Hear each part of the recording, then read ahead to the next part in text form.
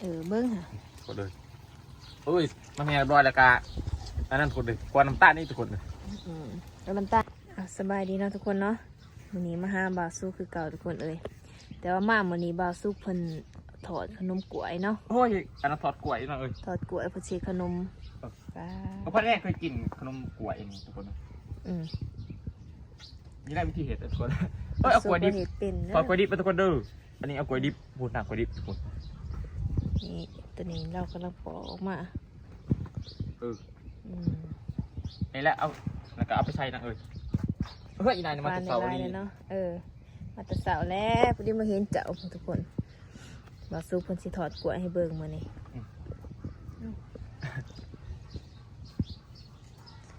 จะได้บาทนี่โอ้เอาไปใส่เราได้หนักเอาใส่หม้อว่าบันอันนี้นะเห็ดพวกก็คือซื้อดอกโอ้ยต่อกันก็อีเมลบริเป็นดอก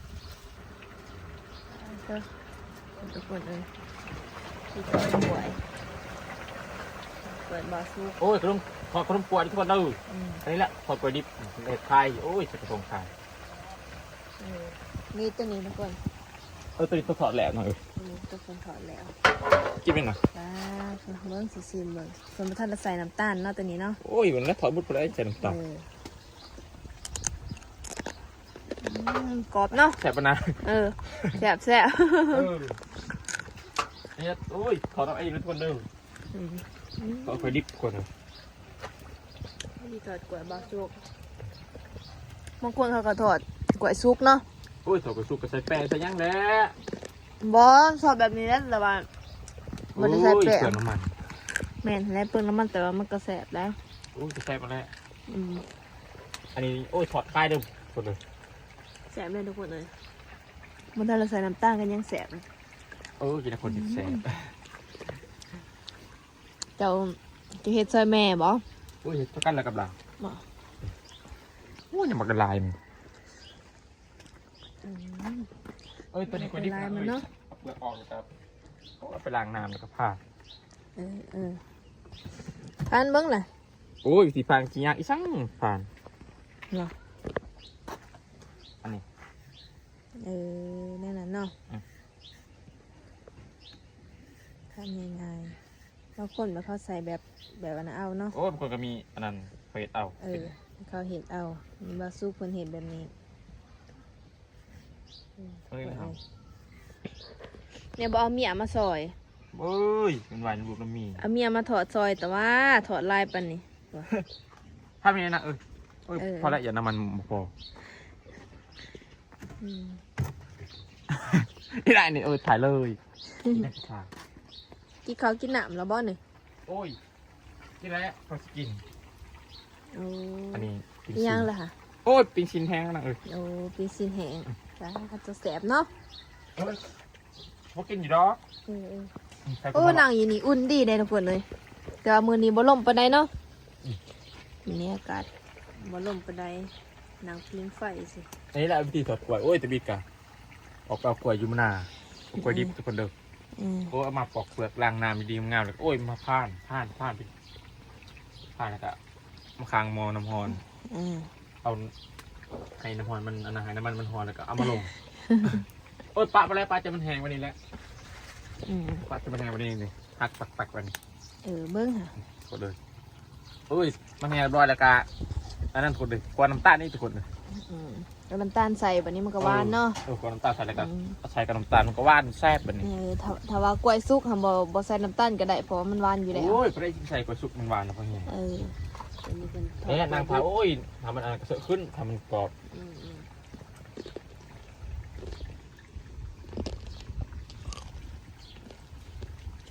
เราซื้อเราก็เห็ดเป็นเลยทุกคนเลยโอ้ยก็จะมีซันตาถือกล้วยดอกอันนี้เมียเจ้าเคยเห็ดป่ะพวกแม่จิบเขินคือบอกเรามาซอยอยู่ไหนบริโภคทำเรื่องจะมีเรื่องเก็บกล้วยดักนางเอ้ยบ่แสบเลยทุกคนโอ้ยนี่นะอีนายมาแต่สาวอลีพบพลังของนางฮัตตาผู้บ่าวจุลเราหายสิโอ้ยถั่วเลยใครสนใจก็ สั่งซื้อแล้วทุกคนเด้อ อืม โอ้ยไปถูกใครทับไป10,000 กีบทุกคนเลย คือลายแท้ โอ้ยขายได้เลยเหรอขายลูกค้า ค่าลูกค้า โอ้ยกล้วยกับกล้วย ลูก ตัว กระ เอง ยามันบ่กล้วยตัวเองบ่นี่ เอ้ยกล้วยตัวเองตัดออกมาแต่หน้าตัดเอาสะดิคือ อืม ไม่ได้ดอกกล้วยนาว กล้วยตัวเองเนาะค่าไอ้ดาวนั่นนี่ โอ้ยอันนั้นทุกคนถ้าว่าทุกคนอยากให้มาสู้เคสคลิปอีกอย่างกับคอมเมนต์บอกให้ทุกคนเด้อ อืม โอ้ย โอ้ยมาสู้เคสไก่อบเพื่อกินแล้วจะหน่อยนี่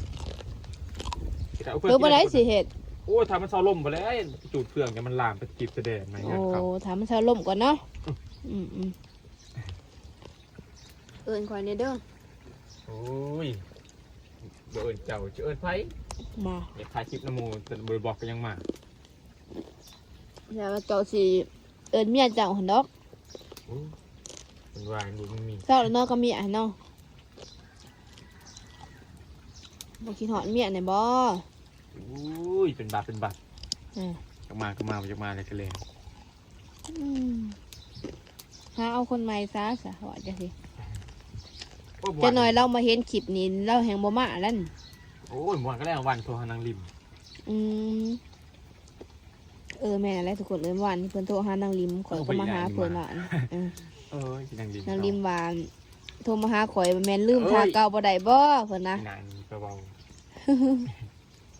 แม่นบ่ล่ะ จัก อ้าวจักบ่ล่ะ โอ้กินพี่แซ่บคุณนัวไอ้นายนี่โอ้ยยำโคบโคบ ถ้าเราใส่น้ำตาลมันแสบทุกคน โอ้ยอยู่ประเทศไทยเพิ่นก็เฮ็ดบ่แนวนี้นะทุกคนเลยคอมเมนต์มาได้ทุกคนเด้อปัจจุบันภายในเฮ็ดขนมกล้วยแบบนี้ทุกคนถอดเอาเอง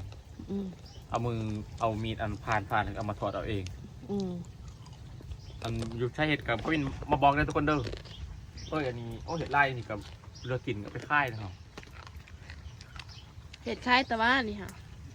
โอ้เห็ดค่ายแล้วมันลายปนีพระอินทร์เบียกินเกกระดออุ้ย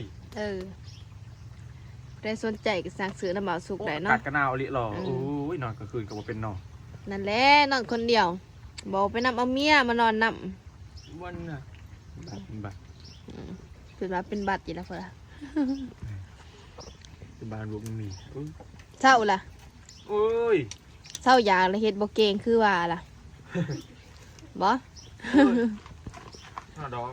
อืม พ่อดักผีไผ่นี่อุ่นลี เปิดละทอยๆแล้วเห็นบ่ทุกคนเลยเพิ่นจังว่าบ่วนน้ำเมียเนาะ อุ่นว่า บ่แม่นเขานี่ป้าเขาก็นี่น้ำเจ้าบ่คือเก่านี่บ่จัก บ่เจ้าเฮ็ดบ่เก่งคือเก่าแล้วเขาก็เลยหนีพากันหนี แบบเป็นดี แม่นบ่ล่ะนั่นแหละเขาจึงหนีเจ้าก็บ่ไปนำเอาเขานี่ คือหนึ่งสาวเถือกยังได้ดอกอันเฮา คือหนึ่งเศร้าเถื่อก็ได้ว่าเก่งแต่ปากบ่จ้าเดี๋ยวข่อยสิไปถามเมียเจ้าเดี๋ยวข่อยสิไปถามนางไสกับนางแพะ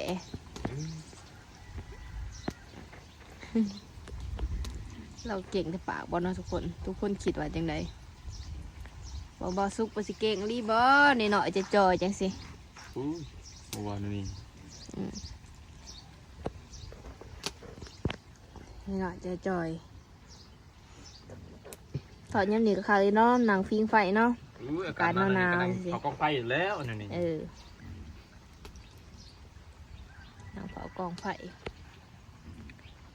โอ้ยเขาเจียนั่นเลยเพิ่มเติมแล้ว พึ่งบ่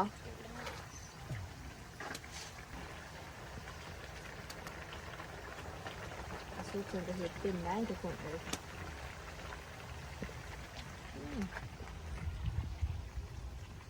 คิดว่าเฮ็ดเป็นแต่อย่างเดียวบ่แม่นเนาะ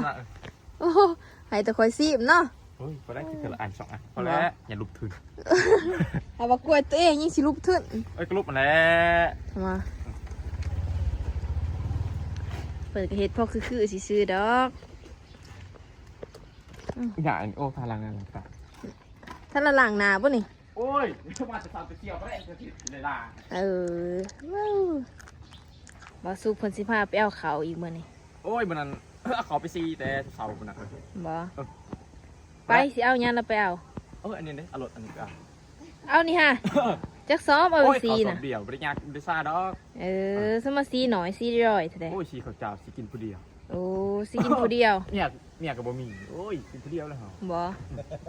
ไปซะ เอาละโอ้ไปซียุงซีหน่อยเพิ่นน่ะ ลุงซีหน่อยกดเลยบ่สุกเพิ่นสิพาไปเอาเขา เอาไว้ขาย เพิ่นคิดว่าเพิ่นเอาไปซีลวงซีลาย คนน่ะ เดี๋ยวสิรถเข็นไปให้ค่อยขี่ได้บ่ โอ้ย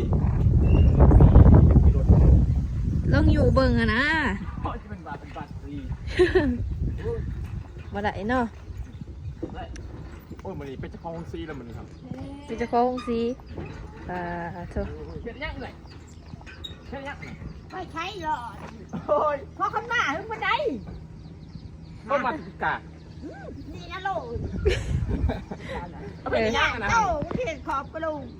ใช้แล้วต่อกันนี่กันสาม โอ้ยกองไปนะครับวางยามึด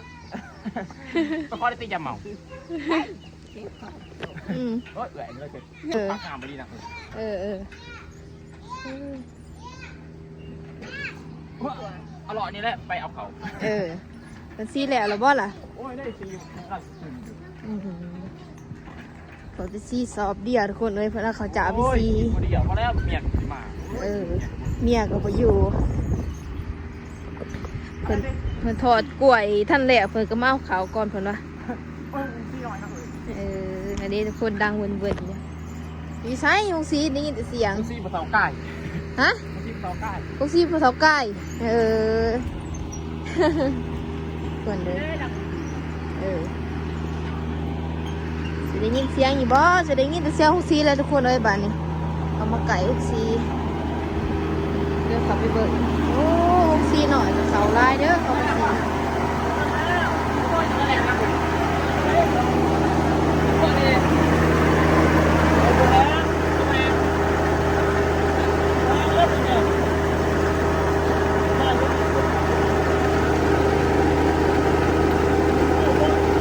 เอาคนเบิ่งเองเนาะ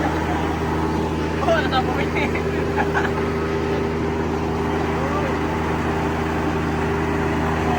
ซีหน่อยนะ ซีหน่อยเนาะ โอ้ยจะมีครับ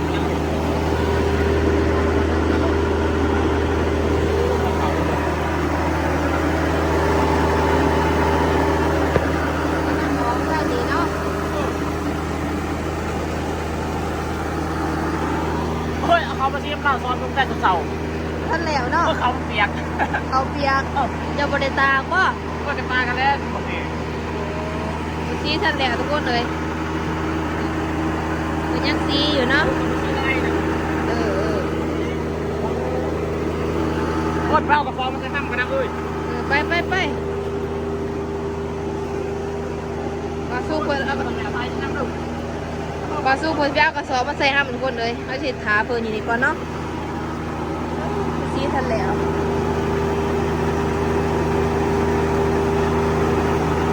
อันนี้โฮมซีหน่อยทุกคน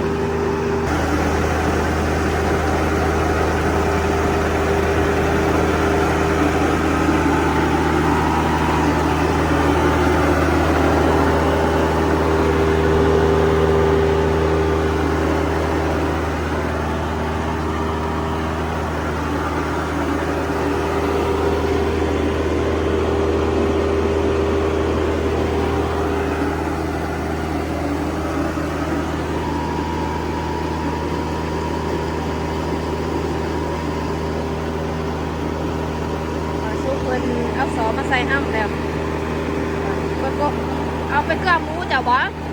ยังหนัก เอาไปเกลือหมูจะบ่ห้ำหัน เออ